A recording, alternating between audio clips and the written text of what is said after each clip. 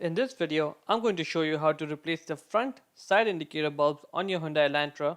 It takes less than 2 minutes and it does not require any tools. So let's get started. Open the driver's side door and now we'll pull the primary hood release lever that's by the driver's left side foot.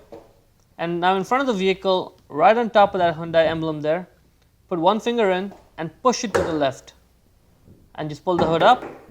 This hood requires a prop rod, so pull the prop rod out and put it in that slot with the arrow marking it. So we'll just take this sensor off just to make it easier for us to access the bulb. The bulb is right there. So just press this sensor down over here, pinch it. And while you're pinching it, pull it out. Now, the bulb's in there. Just grab it and twist it, such, and it will come right out. Grab it, press it down, twist it left, the bulb comes right out.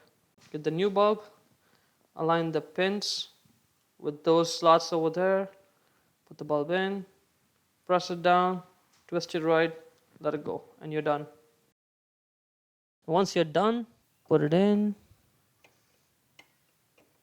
and should get flush.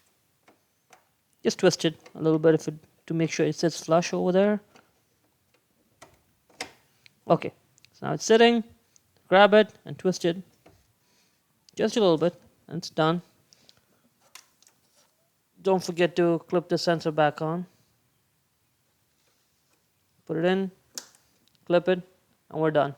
Now for the driver's side one, you go back over here, and the bulb is right there. Take this cable and just get it out of the way. Makes it simpler.